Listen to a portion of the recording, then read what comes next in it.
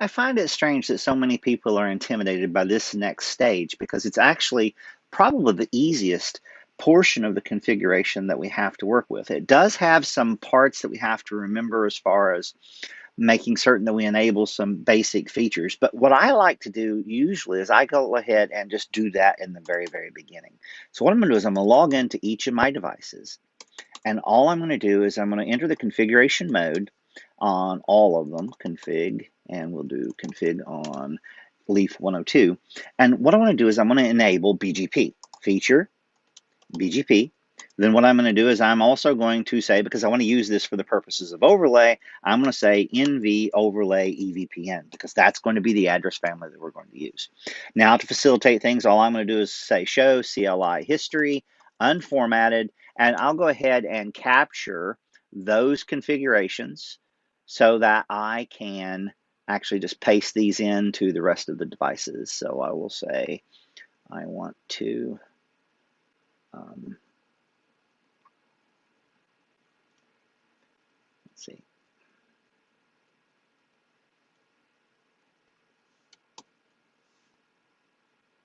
Paste and paste.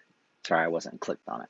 So now what I've got is I've got all of the basic configuration in here such that I can now begin creating these adjacencies that I'm going to need to use. Now, as a direct result of the fact that I plan on using a single autonomous system, so I'm going to use 65,000 as my autonomous system in this control plane. That means that everything's going to be an iBGP peer. So as a direct result of that, what I'm going to do is I'm going to configure 9K2 as, or spine 201 in this case, I'm going to configure it as a route reflector. And therefore, what I'm going to do is I'm going to make 101 and 102 route reflector clients. So from the configuration, all I'm going to do now is I'm going to say router BGP 65000. And what I'm going to do is I'm going to go ahead and designate my router ID. Now, I planned on using 77 as my interface that I'm going to use to form my adjacency. So I'm just going to go ahead and say 192.168.77. In this instance, I'm going to say 101. And that's going to become my router ID. Same thing over here. I'm going to say router BGP 65,000. And what we'll do is, again, we'll just say router ID 192.168.77.201, and then this guy will be 102. So we'll say router BGP 6500 and 65,000. That's not what I wanted. Sorry. Just do a no for that. And we'll do 65,000. And then we'll just assign the router ID here. Router ID 192.168.77.102. Now again, when I'm working in anything to do with CCIE studies, I try to be as specific as possible, and I try to nail down any of the possible permutations that could actually result from just being using the dynamic functionality inside of my labs. Unless the exam tells you to do otherwise, that's what I recommend, and that's what I've done in all of my subsequent exams. So now what I want to do is I actually want to do my implementation whereby I'm going to form my neighbor. Now what I'm going to do is I'm going to implement the neighbor command, and I want to form my neighbor with 192.168.77.201. That's my spine. Now what I'm going to do now is I'm going to specify my address family, and it's going to be a IPv4 unicast address family. And now what I'm going to do is inside of here, I'm going to specify how I'm going to form my neighbor relationship. It's going to be inside of the remote autonomous system of 6500, which means it's an iBGP peering. In fact, I'll go ahead and write in a description, and I'll say peering to spine.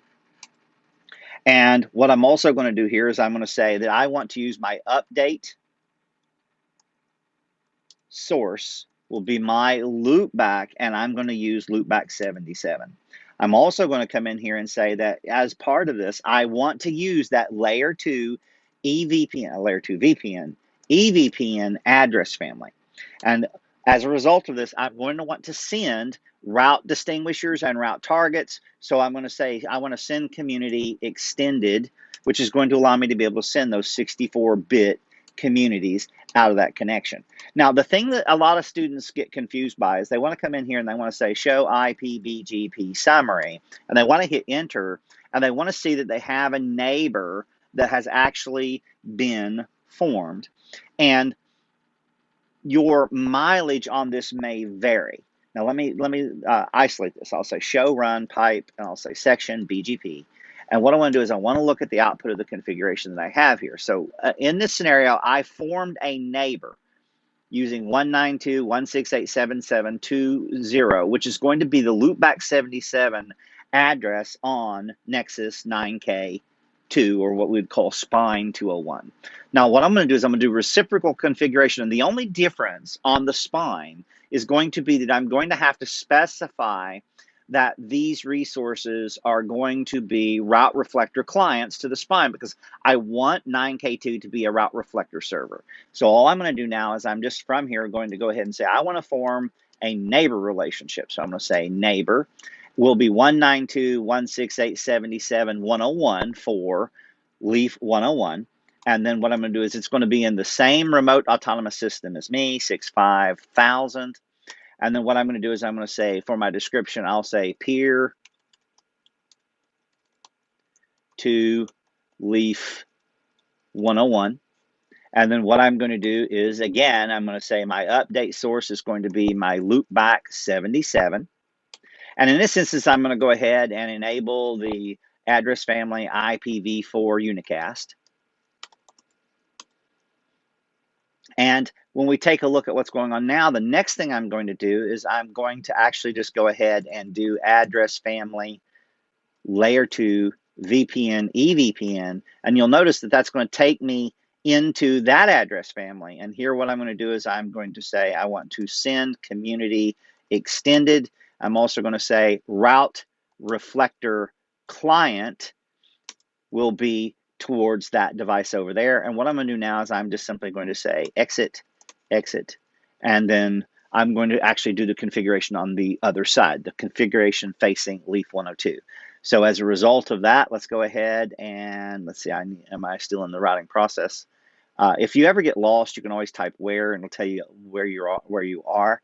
So in this scenario, what I'm going to do is I'm going to say I want to form a neighbor with 192.168.77.102. It's going to be in remote autonomous system 65,000.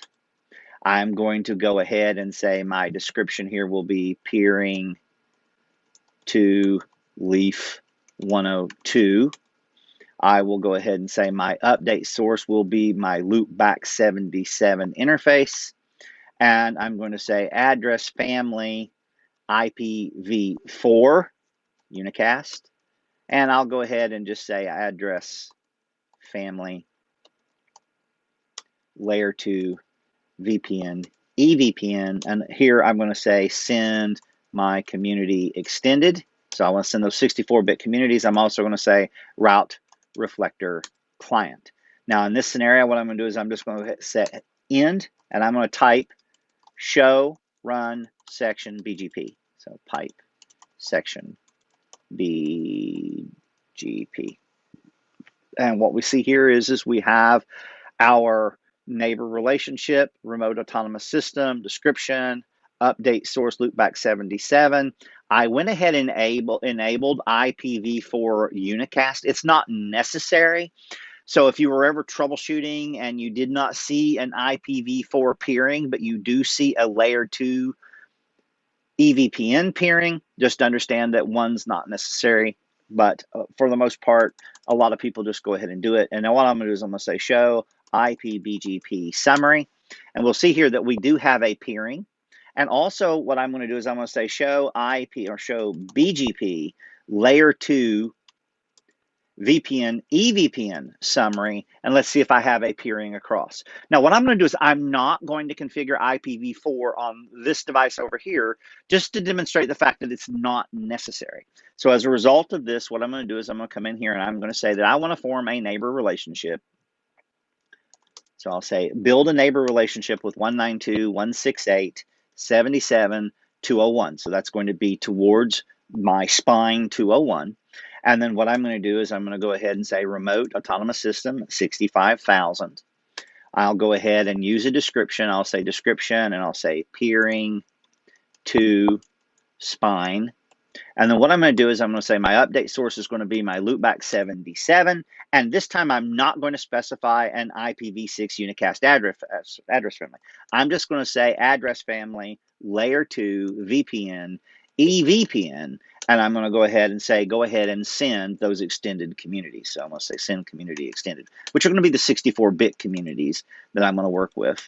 Now, show run pipe section BGP is going to show me that I have my config. Now let's see what happens if I say a show IPBGP summary over here.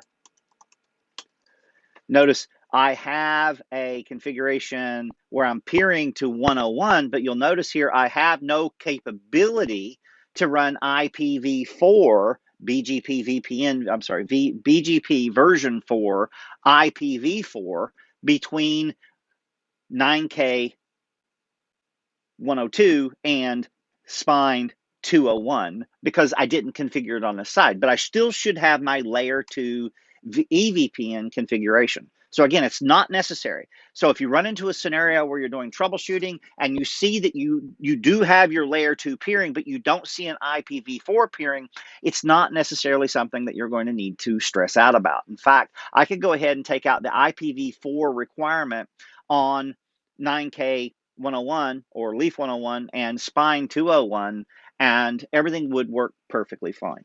Now, as a direct result of what we've just done, we have actually now built the idea and the concept behind our overlay control plane. And remember, specifically, we're trying to employ EVPN for this purpose. Now, the end result of this is going to be, I want to be able to come into show IP interface brief over here. This is just a router acting as a host, but you can see I have an IP address 10.1.10.1, and over here on this guy, which is listed as H5 en show IP interface brief, what we'll see is we're going to have the other interface. Now, these guys are in the same subnet. They're both /24, and the ultimate goal of this exercise is going to be able to ping from one host to the other host, which we can't do right now because we haven't built the data plane. But the goal here is going to make certain that we have the capability of being able to use this overlay that we're going to be building. And we just built the control plane overlay infrastructure. Now, if I go in and take a look at what's happening on Leaf 101, I'll say show run interface Ethernet 1/7. And what we'll see here is that's the interface is pointing down towards this host. And when I do my show run here, and we got the configuration here, I don't have any kind of configuration on this interface. Same thing over here. If I say show run interface, and we say Ethernet 1/7, again, there's no config. So what I'm going to do right now is I'm going to go ahead and enable that. So I'm going to say config T. I'm going to say switch port. I'm sorry, I'll say interface Ethernet 1/7. I'll say switch port. I'll say switch port mode access. I'll say switch port access VLAN 10. That's going to be the VLAN that we're going to use. And I'm going to no shut this interface. Do the same thing over here. I'm going to say configure. I'll say interface Ethernet 1/7. I will say switch port mode access. Switch port access VLAN will be 10. That's going to be the VLAN that I'm going to be using. And then what we're going to do at this particular juncture is say no shut, and we'll say end. And now if I repeat my ping, we're still not working because our leaves are connected via an IP-enabled infrastructure, and the ultimate goal here is going to be for us to try to form this adjacency through the creation of a VXLAN tunnel. Now, there's going to be some things that we're going to talk about. I'm going to throw in an Anycast gateway, just again, in order to be able to emulate behavior similar to what we talked about inside the ACI. It also means I'm going to need to build these NVE interfaces. These NVE, these network virtual edge interfaces, act as my VTEPs. And what we're going to do is we're going to source that information from loopback 100, and we're going to see some interesting behavior as we begin to explore what takes place as we do our implementation with our current deployment. So I'll see you guys in the next video.